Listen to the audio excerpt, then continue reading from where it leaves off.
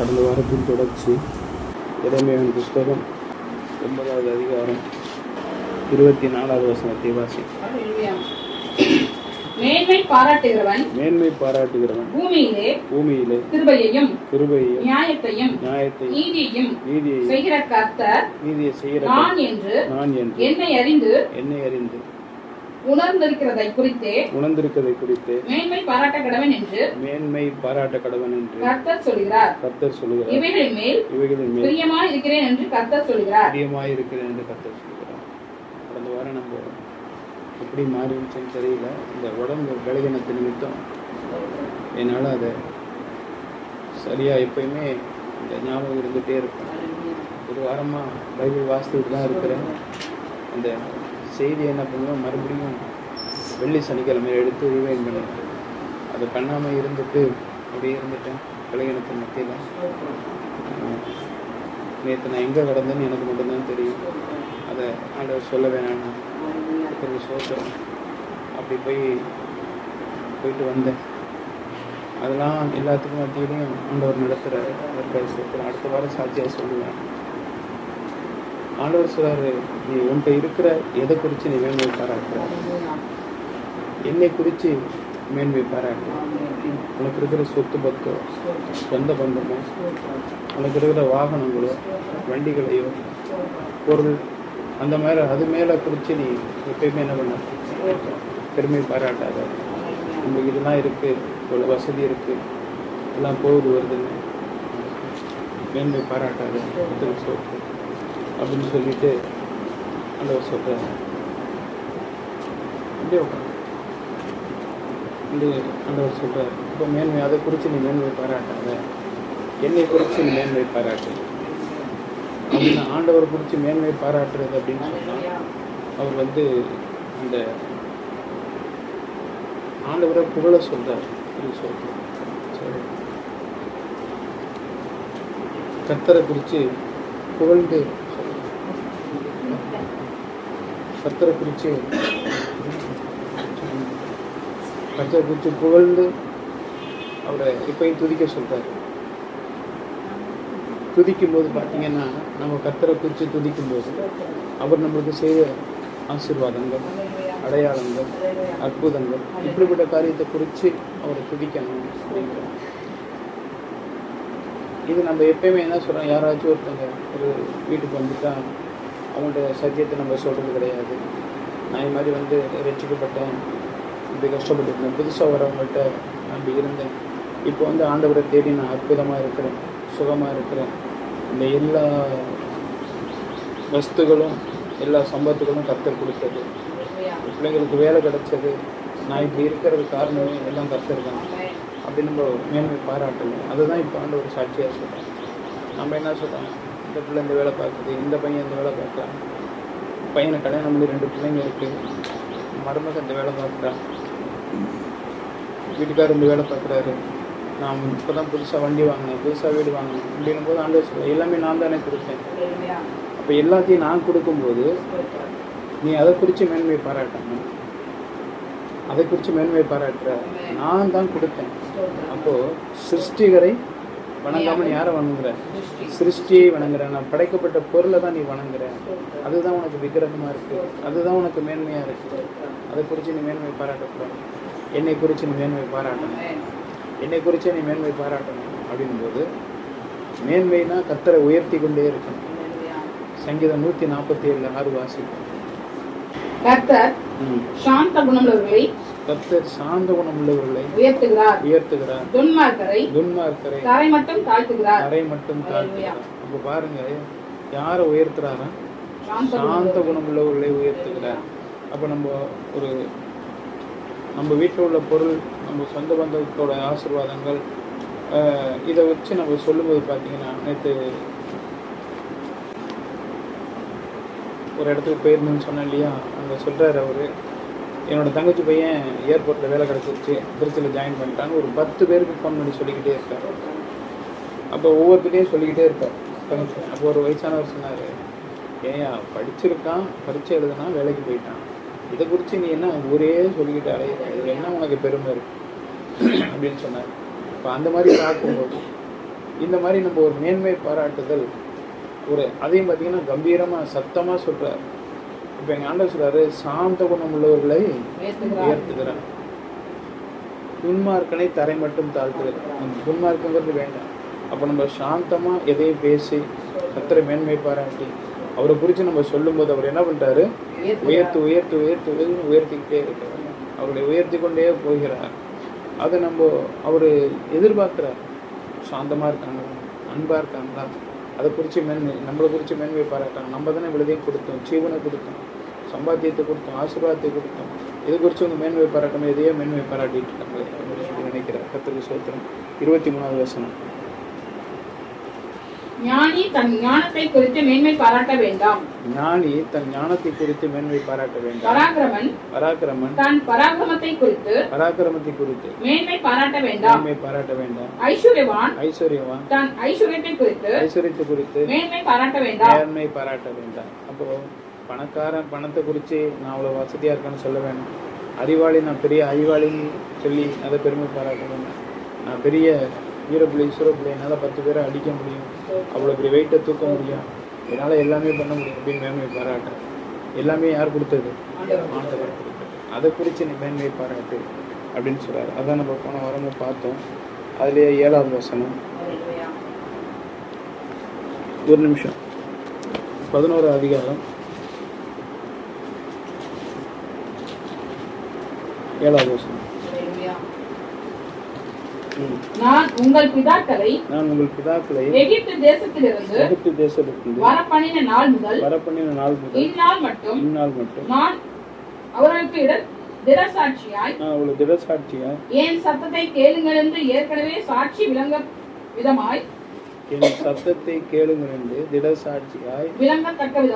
விளங்கத்தக்க விதமாய் எச்சரித்து வந்தேன். நான் எவ்வளோ அற்புதங்கள் என்ன பண்ணியிருக்கேன், உங்க அப்பாவுக்கு செஞ்சிருக்கேன், உங்கள் தாத்தாவுக்கு செஞ்சுருக்கேன், உங்கள் குடும்பத்துக்கு செஞ்சுருக்கேன், அப்படி எல்லாருக்கும் செஞ்சு இப்போ அதை காட்டிலும் ஒன்றே என்ன பண்ணுறேன், அதிகமாக உனக்கு செய்திருக்கேன். உங்கள் தாத்தா இருந்ததை காட்டிலும் உங்கள் அப்பாவை காட்டிலும் உனக்கு நான் அதிகமாக செஞ்சுருக்கேன். அப்பேற்பட்ட செஞ்சுருக்கிறேன். மேலவாசி. நான் உங்கள் பிதாக்களின் எகிப்து தேசத்திலிருந்து வரப்பண்ணின நாள் முதல் இந்நாள் மட்டும் நான் அவர்களுக்கு திடசாட்சியாய் என் சத்தத்தை கேளுங்கள் என்று ஏற்கனவே சாட்சி விளங்கத்தக்க விதமாய் எச்சரித்து வந்தேன். எச்சரித்து வந்திருக்கிறேன். எல்லாமே நான் இவ்வளவு செஞ்சிருக்கிறேன், நீங்க என்னை மறந்துட்டு எதையும் மேன்மை பாராட்டுங்க. எவ்வளவு தூரம் நான் செய்திருக்கேன், எவ்வளவு அற்புதங்களை செய்திருக்கேன். உங்க அப்பா இருந்த மாதிரி நீ இருக்கிறியா, உங்க குடும்பம் இருந்த மாதிரியா இருக்கிற, உங்க தாத்தா இருந்த மாதிரி இருக்கிறியா அப்படின்னு சொல்லிட்டு ஆண்டவர் சொல்றாரு. அடுத்து கர்த்தருக்கு ஸ்தோத்திரம். 8வது வசனம். ஆனாலும் அவர்கள் கேளாமலும் தங்கள் செவியை சாயாமலும் போய் அவர்கள் தம் பொல்லாத இருதய கடினத்தினிடம் நடந்தார்கள்.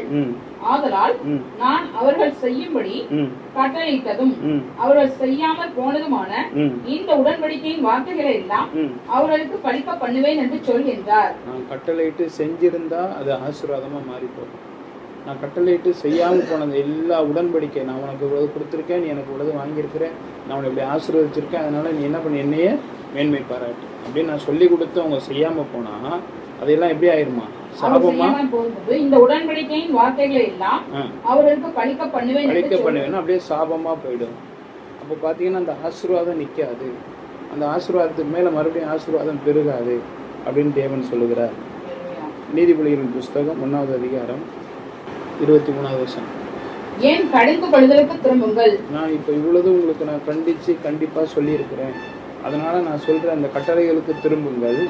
இதோ என் ஆவியை உங்களுக்கு அருளுவேன், என் வார்த்தைகளை உங்களுக்கு தெரிவிப்பேன். நான் கூப்பிட்டும் நீங்கள் கேட்க மாட்டோம் என்கிறீர்கள். நான் என் கையை நீட்டியும் கவனிக்கிறவன் ஒருவனும் இல்லை. அல்லேலூயா. அப்போ ஆண்டவர் சொல்றாரு, நான் எவ்வளவோ சொல்லிட்டே வரேன், நீங்க அதை கேட்கவும் மாட்டேங்கிறீங்க. நான் கை நீட்டி உன்னை குறிச்சு உனக்கு தான் இந்த உத்தரவு, உனக்கு தான் இதை சொல்றேன்னு சொன்னதும் அதையும் நீங்க என்ன பண்றீங்க? கேட்கவே இல்லை. 24வது வருஷம். நான் கூப்பிட்டும் நீங்கள் கேட்க மாட்டோம் என்கிறீர்கள். நான் என் கையை நீட்டியும் கவனிக்கவும் ஒருவனும் இல்லை. 25. என் ஆலோசனை எல்லாம் நீங்கள் தள்ளி என் கடிந்து கொள்ளுதலை வெறுத்தீர்கள். அல்லேலூயா. கர்த்தருக்கு ஸ்தோத்திரம். இப்போ நான் கடந்த வாரம் இந்த 25 வருடம் நிறுத்தினேன் உங்களுக்கு.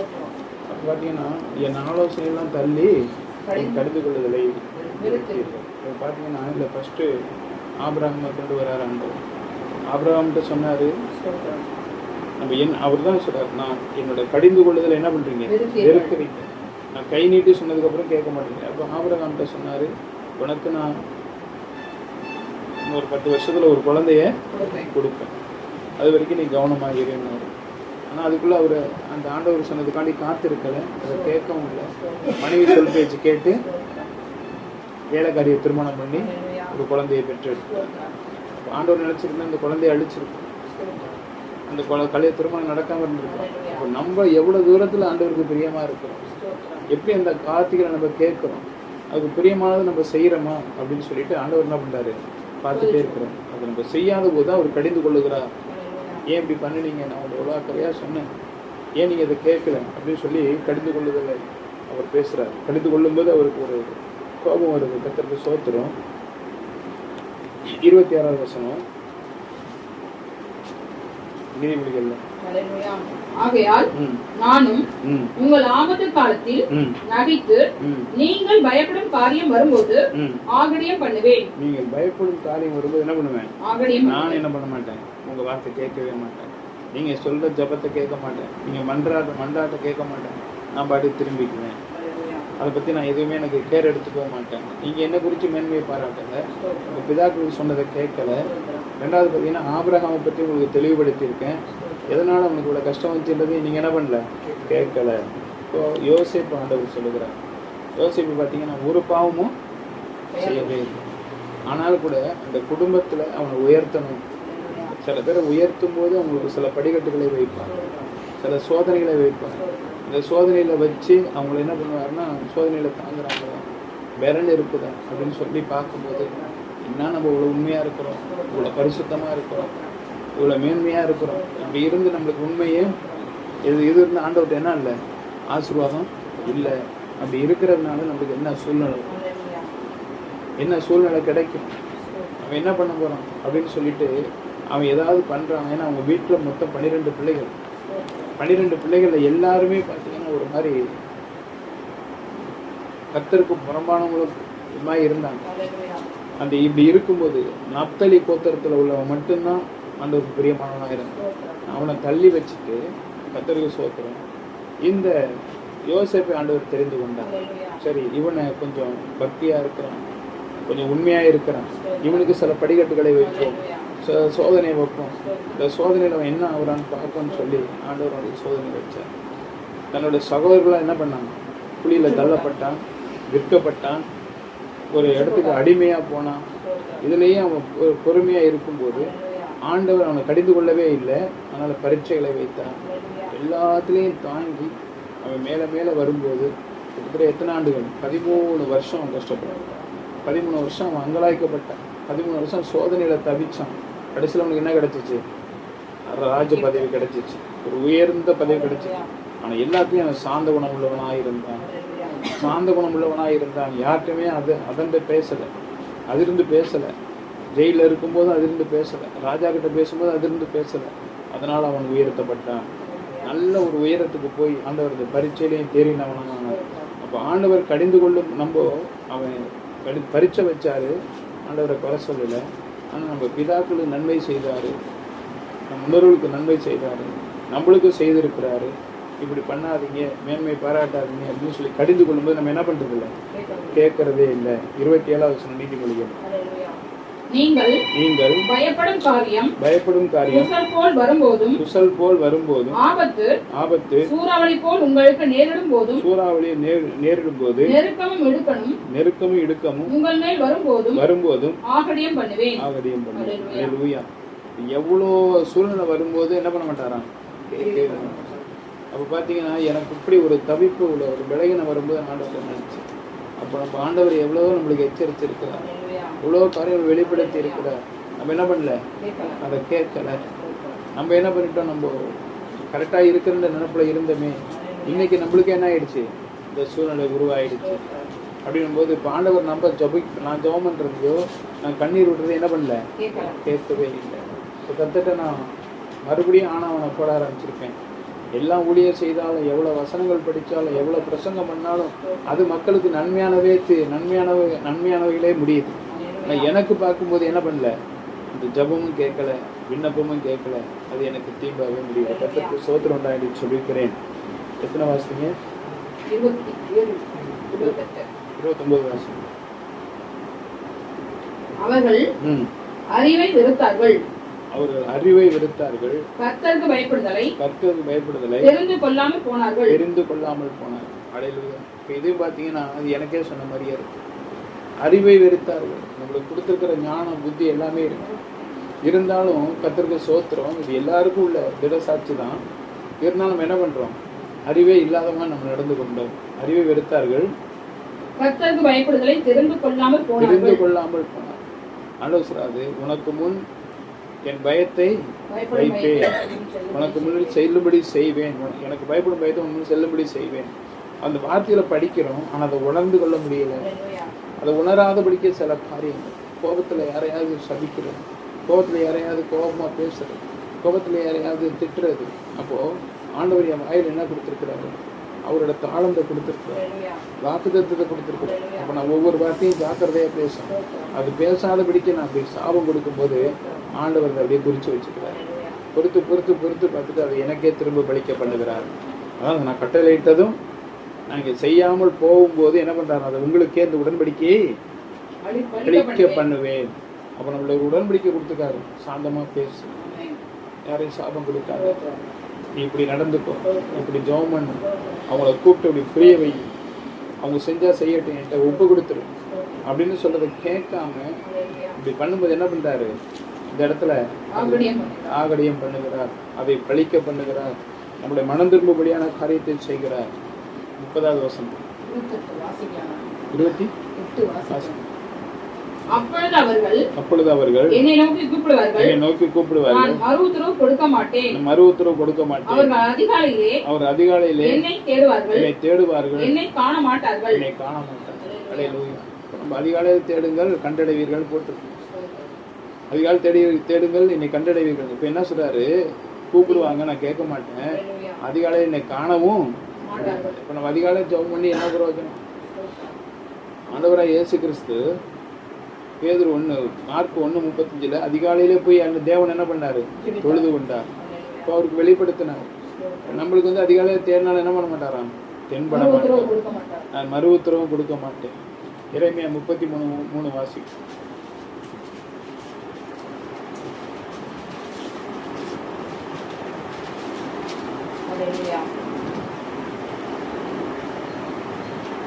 என்னை நோக்கி கூப்பிடு, அப்பொழுது நான் உனக்கு உத்தரவு கொடுத்து நீ அறியாததும் உனக்கு எட்டாததுமான பெரிய காரியங்களை உனக்கு அறிவிப்பேன். இது சிலர் கூப்பிடு, உனக்கு உத்தரவு தர்றேன், நீ வேண்டிக்கிறத நான் தர்றேங்கிறார். அது நீதிமொழி படிக்கும்போது என்ன சொன்னாரு? மறு உத்தரவு கொடுக்க மாட்டேன். நீ கலையில ஜெபம் பண்ணாலும் என்ன பண்ண முடியாது? தேட முடியாது. அவனுக்கு தென்படவே மாட்டேன் அப்படின்னு வாக்கு கொடுக்குறாரு. நம்மளுக்கு இந்த இடத்துல ஒரு பயம் வருது. என்னடா அது, நம்ம இப்போ எவ்வளோ பாவம் பண்ணியிருக்கிறோம், எவ்வளோ தவறுகள் பண்ணியிருக்கிறோம், அப்போ நம்ம காரியங்கள் எல்லாம் தடைப்பட்டு போகுதே, அப்போ எதில் நம்ம தவறி இருக்கிறோம் அப்படின்னு சொல்லி உணரும் போது தேவன் அதை ஆசீர்வாதமாக மாற்ற வல்லவராக இருக்கிறார். கர்த்தருக்கு ஸ்தோத்திரம் அளிச்சபிக்கிறேன். 29:30 வாசி. என் ஆலோசனையை அவர்கள் விரும்பவில்லை. என் கடிந்து கொள்ளுதலை எல்லாம் அசட்டை பண்ணினார்கள். அல்லேலூயா. மறந்து வாசிங்க மறுபடியும். என் ஆலோசனையை நான் கொடுத்த ஆலோசனை, இப்படி பண்ணு, இந்த மாதிரி நடந்துக்கோ, இது பாவம், இது சாபம், இது செய்யாதுன்னு ஆலோசனைகளை அவர்கள் அதை விரும்பவே இல்லை. கடிந்து கொள்ளும் போது அசட்டை பண்ணினார்கள். அதை பார்த்துக்கலாம், போ, இது இல்லைன்னா அது, அது இல்லைன்னா அது என்ற ஆசை. எவ்வளவு ஒரு தெளிவா நம்மளுக்கு புத்தி சொல்லுகிறார் பாரு, எவ்வளவு ஒரு ஆலோசனை கொடுக்கிறார் என் தேவன். கர்த்தருடைய பரிசுத்த நாமத்துக்கு ஸ்தோத்திரம் ஜெபிக்கிறேன். சகரியாவின் புஸ்தகம் 7வது அதிகாரம் 14வது வசனம். பக்கம் 1096 7வது அதிகாரம் 11வது வசனம். சகரியா அவர்களோ கவனிக்க மனதில்லாமல் தங்கள் தோளை முரட்டுத்தனமாய் விலக்கி கேளாதபடிக்கு தங்கள் செவிகளை அடைத்துக் கொண்டார்கள். அது பாத்தீங்கன்னா ஆண்டவர் சொல்றது நம்ம நினைக்கவே இல்லை. சபையில ஊழியக்காரங்க சொல்றாங்க, சபையில இந்த வார்த்தை இப்ப நானே என்ன பண்றேன், நான் தான் போதிக்கிறேன். இப்ப என்ன பண்றாங்க, இது அந்த வார்த்தைக்கு ஒரு கர்த்தரிலிருந்து வருதுன்ற எண்ணம் இல்லை, ஒரு சபையா நினைக்கல, இது தேவனுடைய உத்தரவு நினைக்கல. அப்ப அதை நம்ம காதுல வாங்கும்போது என்ன பண்றோம், தோள்களை இருக்கிற நம்ம பலத்தினால என்ன பண்றோம், அதை மறுதளிக்கிறோம், அதை எல்ல தட்டுகிறோம். அதை கர்த்தர் என்ன பண்றாரு, நம்ம இவ்வளவு சொல்றோம், இவ்வளவு புத்திமதி சொல்றோம், அதை இவங்க கேட்கவே மாட்டேங்கிறாங்க, இதை அலட்சியப்படுத்துறாங்க. மறுபடியும் வாசிக்கலாம்.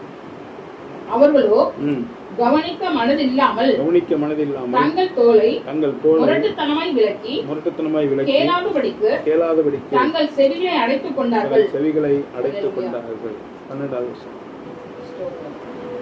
வேதத்தையும் சேனையின் கர்த்தர் நம்முடைய ஆவியின் மூலமாய் முந்தின தீர்க்கதரிசிகளை கொண்டு சொல்லி அனுப்பின வார்த்தைகளையும் கேளாதபடிக்கு தங்கள் இருதயத்தை வைரமாக்கினார்கள். ஆகையால் மகா கடும் கோபம் சேனையின் கர்த்தரிடத்தில் உண்டாயிற்று. அப்ப எத்தனையோ பிரசங்கம் கேட்டாச்சு, எத்தனையோ ஆலோசனை கேட்டாச்சு. அப்படின்னும் போது ஆண்டவர் என்ன பண்றாரு, மகா கோபம் வந்தது. மகா கோபம் வரும்போது நம்ம தண்டிச்சு நம்மளுக்கு எழுத முடியாம மருத்துவர்கிட்ட காமிச்சு சுகம் கிடைக்காம போறது காரணமே இதுதான். இப்போ மகா கோபம் வராதபடிக்கு நம்ம எப்படி இருக்கணும், எச்சரிக்கையாய் நடக்க வேண்டும், கர்த்தருக்கு பிரியமானதை செய்ய வேண்டும், மிகவும் பயத்தோடு வாழ வேண்டும். கர்த்தருக்கு ஸ்தோத்திரம். 13வது வசனம். ஆதலால் நான் கூப்பிட்ட போது அவர்கள் எப்படி கேளாமல் போனார்களோ அப்படியே அவர்கள் கூப்பிடும் போது நானும் கேளாமல் இருந்தேன் என்று கர்த்தர் சொல்கிறார். இதுவரைக்கும் எப்படி இருந்தாரா, கேட்காம இருந்தேன், இனிமேலுக்கு நான் கேட்பேன். அல்லேலூயா. இதுவரைக்கும் நான் கேளாம இருந்தேன், அவங்க பண்ணின காரியங்கள் அப்படி இருந்துச்சு. குறிப்பா சேர்த்து எல்லாரையும் சேர்த்து சொல்ற ஊழியக்காரன், நீனும் அப்படிதான். அப்படி எப்படி இந்த கேளாம இருந்தீர்கள், நானும் என்ன பண்ணேன், கேட்காம இருந்தேன். இது வரைக்கும் நான் அப்படிதான் இருந்தேன், ஆனால் கூட நம்மளுக்கு என்ன பண்ணுவாரு, கேட்பார். கர்த்தருக்கு ஸ்தோத்திரம். எரேமியாவின் புஸ்தகம் 11வது அதிகாரம் 11வது வசனம். ஆகையினால் இதோ அவர்கள் தப்பித்துக் கொள்ள மாட்டாத தீங்கை அவர்கள் மேல் வரப்பண்ணுவேன். அப்பொழுது என்னை நோக்கி கூப்பிடுவார்கள், நான் அவர்களை கேளாதிருப்பேன் என்று கர்த்தர் சொல்கிறார். அல்லேலூயா. இந்த இடத்துல இதுவரைக்கும் நான் கேட்காம இருந்தேன், உங்களுக்கு என்ன பண்ணுவேன், கேட்பேன்னு சொல்லிட்டாரு. இங்க சொல்ல மறுபடியும் ஒரு எச்சரிப்பு கொடுப்பேன். அப்படி நீங்க கூப்பிடாம இருந்தீங்கன்னா நான் என்ன பண்ண மாட்டேன், கேட்க.